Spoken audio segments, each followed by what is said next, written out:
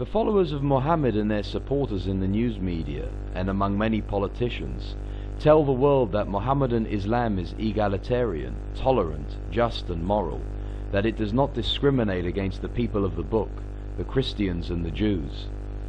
Since most of the people in the world are ignorant of the contents of the Quran, they tend to believe these lies.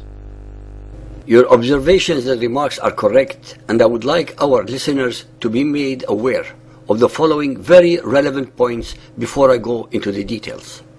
That according to the hadiths, the earliest followers of Muhammad who were allegedly being persecuted by the pagan Quraysh tribe to which Muhammad belonged escaped to Abyssinia, where the Christian king gave them shelter and safety.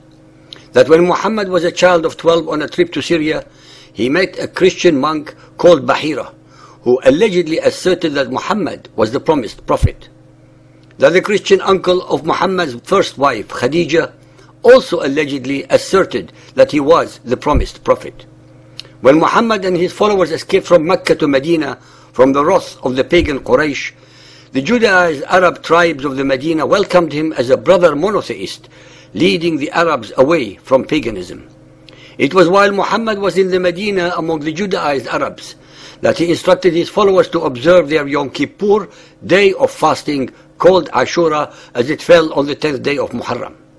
It was also while he was in Medina that he instructed his followers to observe the Qibla of the Judaized Arabs, that is, to pray towards the direction of Jerusalem.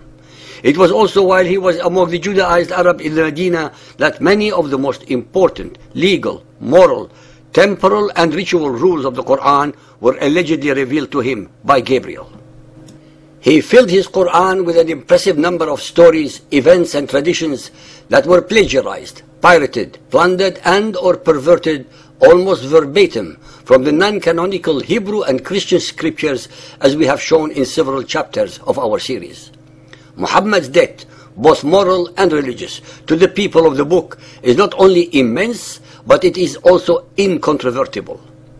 Muhammad's infatuation with the people of the book turned into hatred when they rejected his claims that he was the Prophet of Allah, who was sent to convert not only the pagans, but them also. At this, they had to draw the line. Since what Muhammad was offering in his Quran had absolutely nothing to compare with what the people of the book already had, they obviously were not willing to accept his dictates and presumptions.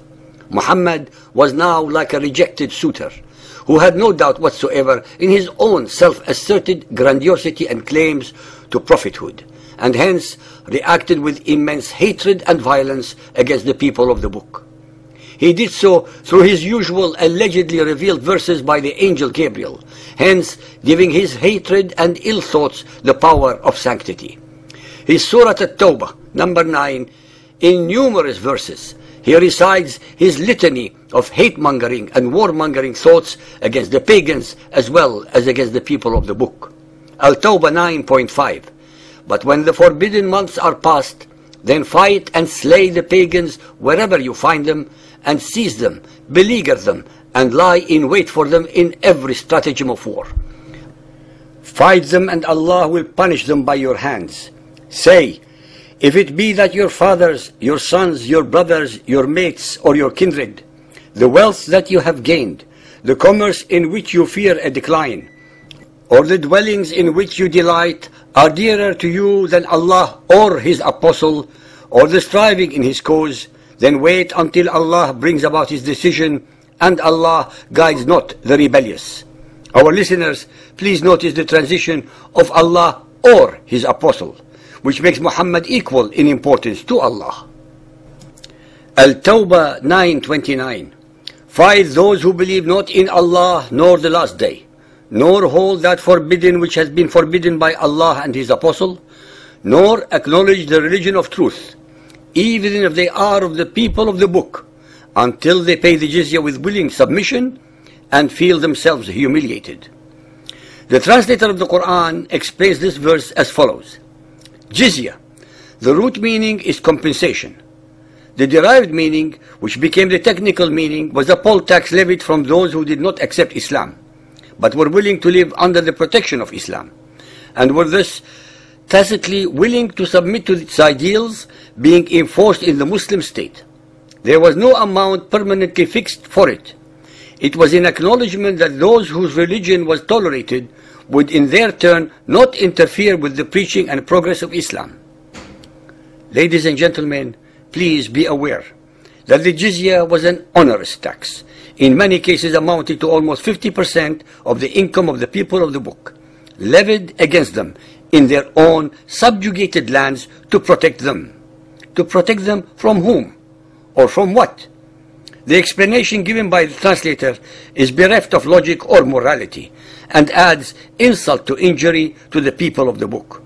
Moreover, even as they pay this egregious tax, they are to be humiliated and reminded of their inferior status under the sword of Muhammadan Islam in their own conquered homelands.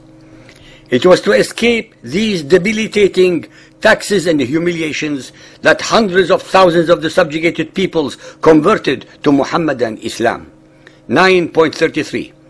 It is he who hath sent his apostle with guidance and religion of truth to proclaim it over all religions, even though the pagans may detest it. There is no ambiguity regarding the supremacist meaning of over all religions. Believing that they are predestined to conquer the world, the Arabs and Muhammadan Muslims went to war against all the surrounding civilization to mass murder, enslave, plunder, rape, destroy, and dehumanize millions of people. They did so on a colossal scale, on 3 continents covering almost 10 million square miles, slaughtering and enslaving hundreds of millions of people in the name of Allah. Al-Imran 3.56. As for those disbelieving infidels, Jews, Christians, and pagans, I will punish them with a terrible agony in this world and the next. They have no one to help them or save them. If anyone disputes with you about Jesus being divine, flee them and pray that Allah will curse them. O you who believe, take not into your intimacy those outside your religion, Jews and Christians and pagans. They will not fail to corrupt you. This verse is one among hundreds that discriminate, incite hatred, and vilify all humans who do not believe as the Muhammadans do in Allah and Muhammad as his messenger. Al-Ma'idah 5.51. O ye who believe, take not the Jews and Christians for your friends and protectors. Our listeners should not need many more such vile verses to be convinced of Muhammad's Qur'an's racism, hate-mongering, and discriminatory attributes. Al-Ma'idah 5.57. Believers, take not for friends those who take your religion for a mockery or sport, a joke, whether among those who receive the scripture before you or among those who reject faith but fear Allah.